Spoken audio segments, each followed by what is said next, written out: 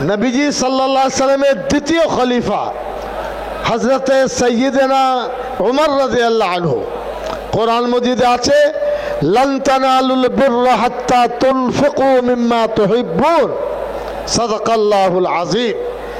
সূরা আল ইমরানের 92 আয়াত, চতুর্থ পারার শুরু।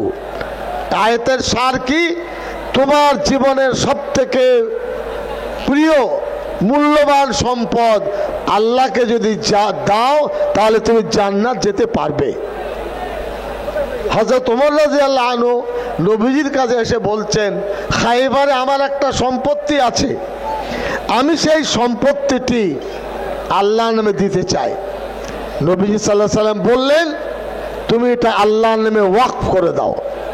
এটা হাদিসের দ্বারা ওয়াকফ প্রমাণিত। এবং দ্বিতীয় কি, আমরা আপনাদের কাছে পাঠিয়েছি, এই টিন নিয়ে গেছে, সাহায্যের হাত বাড়াবেন। কোথায় গিয়ে দম নেওয়া হবে বলা মুশকিল, এর শেষ কোথায় বলা মুশকিল। যদি কেন্দ্র সরকার জোর করে ওয়াকফ আইন পাশ করে, তখন মাথায় কাফন বেঁধে আমাদের রূপ আমরা ইনশাআল্লাহ দেখাবো।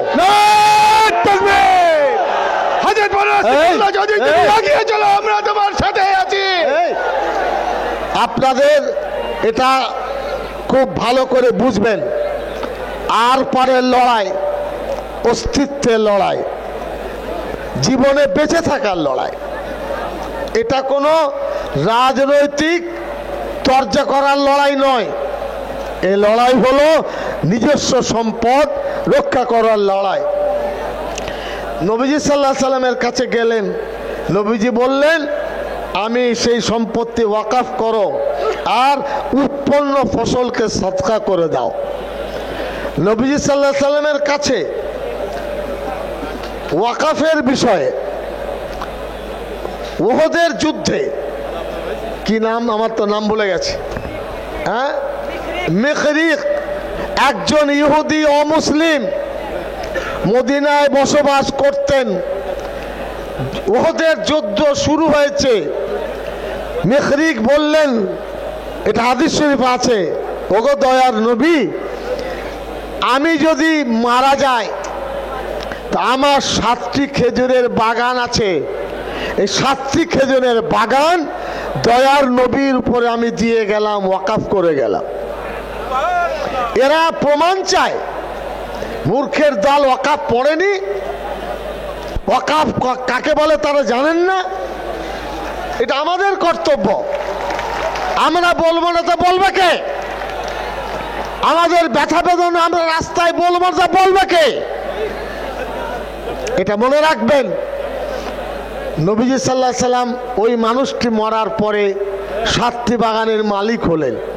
সে 7টি बागान रसूल मकबूल सल्लल्लाहु अलैहि वसल्लम मिल्लत के लिए, मुसलमानों के लिए वक्फ कर दिया। ये सबूत है।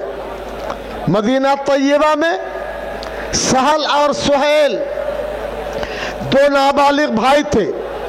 आका दो जहां को पसंद आया क्या मस्जिद बननी चाहिए।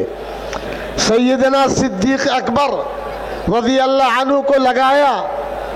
उन दोनों भाइयों ने कहा कि हम कीमत नहीं लेंगे। प्यारे हबीब ने फरमाया नहीं, कीमत देकर लेना पड़ेगा। उस जमाने का 10 दिरहम दे करके ये जमीन खरीदी गई जो आज मस्जिद नबवी में अल्लाह के लिए वक्फ है। ऐसा नहीं कि ऐसे से चलाया, ये हमारा मजहब का हिस्सा है।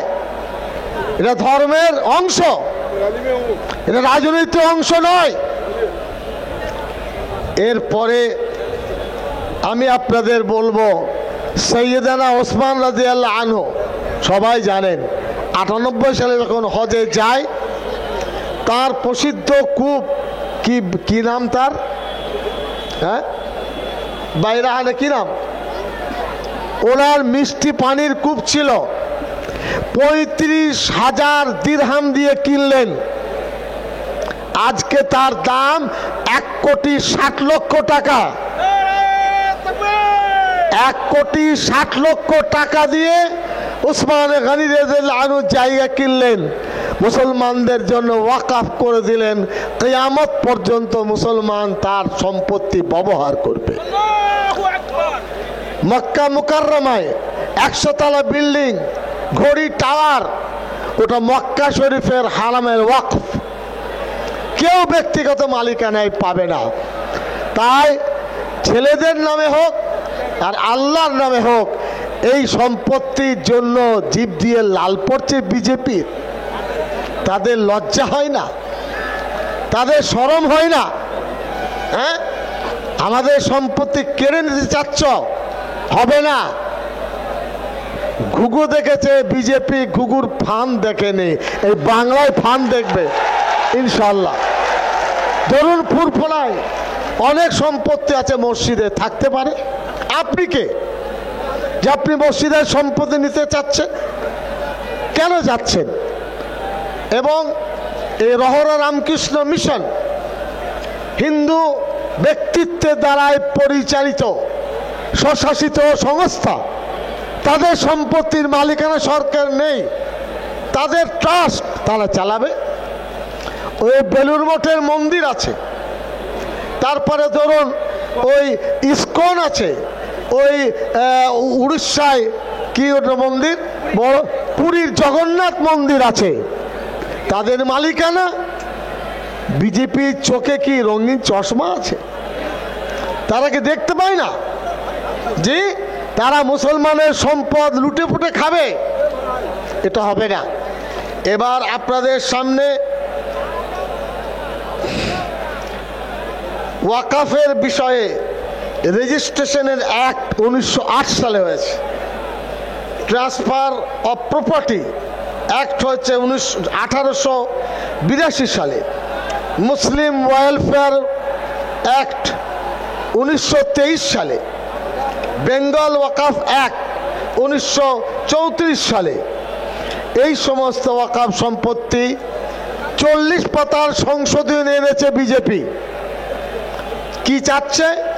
95 সালের ওয়াকফ আইনকে ধ্বংস করতে চাইছে। স্টেট ওয়াকফ বোর্ড বলে নামে থাকবে, কাজের ক্ষমতা থাকবে না। ট্রাইব্যুনাল তারা গঠন করবে, মাথায় বসে থাকবে জেলা শাসক।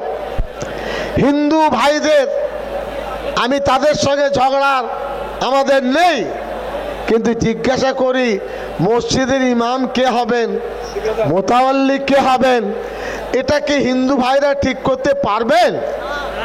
তাদের কি যোগ্যতা আছে? কোন এক মন্দিরের পুরোহিত কে হবে, সিদ্দিকুল্লাহ চৌধুরীকে ঠিক করতে পারবে? পারবে না। জোর করে চাপিয়ে দিতে চাচ্ছে।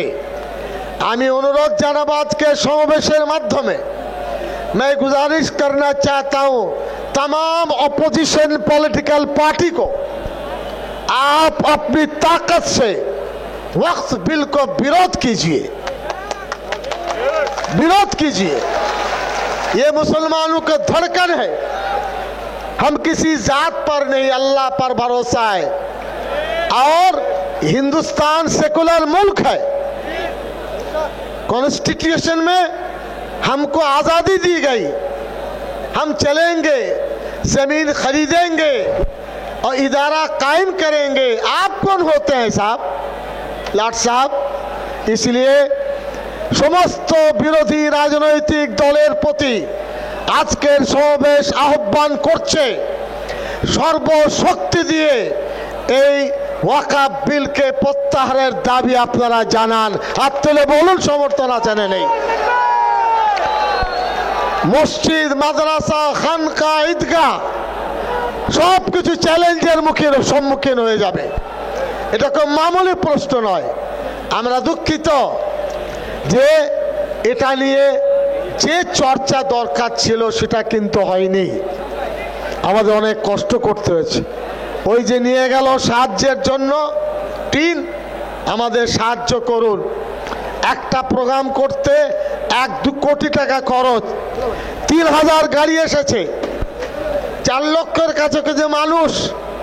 ভাবুন কত খরচ তাদের। কিসের জন্য? আল্লাহর জন্য। কিসের জন্য? যে আমরা ঐক্য হয়ে থাকবো। ওয়াকফ সম্পত্তির এই বিল আমরা মানব না, এটাই আওয়াজ আমরা তুলতে এসেছি। আমি অনুরোধ জানাবো, এরপরে ভালো করে বুঝবেন, আমি শেষ করতে চাইছি। সেন্ট্রাল গভর্নমেন্ট সাচার কমিটির রিপোর্ট অনুযায়ী তারা বলছে মুসলমানরা এই ওটা হলো রেল এবং সামরিক, এই দুটোর পরে সব থেকে বেশি ওয়াকফ সম্পত্তি আছে। এই কারণে এই সম্পত্তি সরকার হস্তক্ষেপ করতে চাইছে। ওরা মিথ্যা কথা বলছে, আমি কালকেও বিধানসভায় বল, মিথ্যা কথা। আপনার দুটি রাজ্য অন্ধ্রপ্রদেশ কেরল হিন্দু দেবত্ব সম্পত্তি, আমাদের সম্পত্তি কত সাচার বলেছেন 6 লক্ষ কয়েক হাজার একর, 6 লক্ষ আর কয়েক হাজার একর। আর এখন শুনুন, অন্ধ্রপ্রদেশ তামিলনাড়ু এই সমস্ত জায়গায় হিন্দু দেবত্ব সম্পত্তির পরিমাণ হলো 9,40,000। কত বললাম? 9,40,000 একর। আর মুসলমানদের কাছে আছে সার্বিকভাবে 6 লক্ষ। বেশি কার কাছে? বিজেপি কি পারবে সমস্ত ধর্মীয় সংস্থার জরিপ করতে? ওরা আর কিছু খুঁজে পাচ্ছে না। জয়েন্ট পার্লামেন্টারি কমিটি তালাকের সময় করেননি কেন? কাশ্মীরের 370 ধারার প্রশ্নে করেননি কেন? নোটবন্দির সময় করেননি কেন? সিটিজেনশিপ অ্যাক্টের ব্যাপারে করেননি কেন? এই কারণে এর প্রতিবাদ ইনশাল্লাহ সর্বশক্তি দিয়ে আমরা করব। আজকের সমাবেশ প্রমাণ করে দিচ্ছে দুটো ব্রিগেড প্যারেড গ্রাউন্ডে লাগবে, তবে আমরা পেট ভরাতে পারবো। দোয়া করুন, ইনশাল্লাহ আগামী অক্টোবর নভেম্বরে ইনশাল্লাহ ব্রিগেড আমরা সভা করবো। হাত তুলে বলুন। শুধু আপনারা আসবেন, পায়ের ধুলো দেবেন, আমাদের আওয়াজ আমাদের ঘর আগে ঠিক করব। কোনো বিরোধ নেই। যারা বিরোধ তৈরি করতে চাইছে তারাই সর্বনাশ করছে। কোন সংগঠন যারাই কাজ করছেন, আমরা সকলকে বলবো লক্ষ্যমাত্রা ঠিক করে কাজ করুন, এবং এতে কাজ আমাদের অনেক এগিয়ে যাবে। আমার কাছে এই ওয়াকফ অ্যাক্টের 15টি ধারা কি কি তারা চ্যালেঞ্জ করেছে এগুলো রয়েছে, আইনজীবীরা বলবেন। আমি অনুরোধ জানাবো আপনাদের কাছে, একজন উঠে যাবেন না, ঠিক না বেঠিক বলুন? আমাদের আলোচনা শেষ করে যাবেন, দোয়া নিয়ে যাবেন। অনেক কষ্ট আপনাদের, পানীয় জল আমরা দিতে পারিনি, সঠিক বসার জায়গা দিতে পারিনি, নিজের খেয়ে চাঁদা দিয়ে আপনারা কাজ করেছেন, এর সওয়াব আল্লাহর কাছে পাবেন। আল্লাহ রব্বুল আলামিন এর আজার দান করবেন। जमीयत उलमा हिंद विभ्रांत करे ना। हम लोग किसी के साथ गद्दारी हमारा नहीं है, हमारा दिल में जलन है, जलन। इस जलन को निभाने के लिए आपका सहायता, आपका ताल्लुक, आपकी दुआ और आपकी मदद हमको चाहिए। বুঝতে পারলেন না? পারলেন না? এই ওয়াকফের ব্যাপারে রেজুলেশন কমিটির সবাইকে দিয়েছি, আপনারা জেলায় জেলায় এলাকায় এলাকায় ছড়িয়ে দেবেন, যাতে এই আলোচনা গ্রামে গ্রামে পৌঁছে যায়। যদি দেখা যায় মার্চে তারা ফাইনাল করবেন বলেছেন, আজকে বিধানসভায় জানলাম, এটা হলো নভেম্বর। আমরা আজকে আপনাদেরকে সতর্ক করছি, সাবধান হবেন। যদি বিল পাস হয় তাহলে আমাদের রণমূর্তি আমরা ধারণ করব ইনশাল্লাহ। এর অর্থ মারামারি নয়। এক জায়গায় শুধু এরকম 1 লাখ 2 লাখ মানুষ কলকাতায় হাঁটবো, হাঁটতে পারবেন না? পারবেন না। ধর্মতলা থেকে ওইদিকে বেহালা চলে যাব, এখান থেকে শ্যামবাজার যাব। বুঝতে পারলেন না? যাবেন না? যাবেন না? মারামারি দরকার নেই। আমরা বুঝিয়ে দেব যে আমাদের কলমে গালি খাই না খাই না। আজ ঐক্যবদ্ধ চেহারা আমরা দেখাতে চেয়েছি। খবরদার কেউ কারোর বিরুদ্ধে কিছু বলবেন না।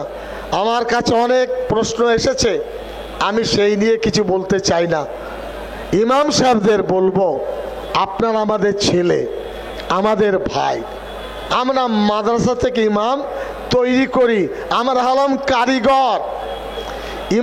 ইমামরা কারিগর নয়, আপত্তি নেই বলতে। ইমাম আমরা সাপ্লাই দিই। মসজিদকে রাজনীতির আখড়া করতে আমরা দেব না, এ কথাই বলে গেলাম আপনাদের সামনে ইনশাআল্লাহ। ইমাম হন আপনারা আমাদের সম্পদ, কিন্তু মসজিদকে সিদ্দিকুল্লাহ চৌধুরী টিএমসি লিডার, কিন্তু মসজিদ রাজনীতির আখড়া করা চলবে না। রামকৃষ্ণ মিশনে যান না, বলুন টিএমসি ঝান্ডা লাগাবো, কি বলবে তারা? বলে এসো বাবা, বলবে ভারত সেবার সঙ্গে যান, হবে না। আপনার ইমামতি করুন, বুঝতে পারলে? আর বেশি লোভ করবেন না, তার ইমামতির টুপিগুলো ময়লা হয়ে যাবে। আর একটা কথা কি বললাম, ইমামতিটাকে, মসজিদটাকে রাজনৈতিকভাবে একটা জায়গা করবেন না, সমাজের ক্ষতি হয়ে যাবে, মসজিদের পবিত্রতা নষ্ট হবে। ওরা আমাদের ছেলে, আমাদের ভাই। আর বড় বুজুর্গ আলেমদেরকে বুড়ো আঙুল দেখাবেন না, এটা 3 নম্বর কথা বলছি। কি বললাম? বড় বুজুর্গ আলেমদেরকে বিডিও এসডিও ডাকছে, পা ফুলে গেছে। ইমামদেরকে ওই কি নাম, সবুজ বাতি দিয়ে ডেকে নিয়ে যাচ্ছে। হাই ইমাম, তুই বুঝতে পারছো না তোমাকে কোথায় নিয়ে যাচ্ছে? আমি ইমামদেরকে ভালোবাসি, আমার বহু ছাত্র ইমাম, অসংখ্য ছাত্র, তার থেকে বেশ ভালো কোরআন শরীফ আমি পড়তে জানি, তা আমার আপত্তি নেই। এক হলো মসজিদকে রাজনৈতিকরণ করা। ফুরফুরায় যান, যে বলুন রাজনীতি করবো মসজিদে, ফুরফুরা শুধু বাইরে দেবে? হ্যাঁ, আল্লাহ দিদা দেবে? দেবে না। আপনারা বুঝে চলুন, এটা অনুরোধ। আর মাদ্রাসা বুজুর্গ ব্যক্তিদেরকে বুড়ো আঙুল দেখাবেন না, এরা হলো মুগু মারা লোক, ছোট হাতুড়ি এদের কাছে নেই, একবার মারলে মাথা আঘাত প্রাপ্ত হয়ে যাবে। আপনারা ভালো থাকুন। আমি এখন আমাদের ফুরফুরার বড় আপনার বড় হুজুরের পৌত্র পুতা সৌবান সিদ্দিকী এখন পরিচয় পেলাম। তার যে নানার বাড়ি, আমাদের শামসুল হুদা সাহেব ছিলেন খুব পরিচিত আমার বন্ধু, তার বাড়ি গেছি। তার পুতা আলিমের দিন, শিক্ষিত ভাই, আমি তাকে বলবো এসে আপনার কথা অল্প সময়ে ব্যক্ত করুন। সৌবান সিদ্দিকী, ফুরফুরা শরীফ।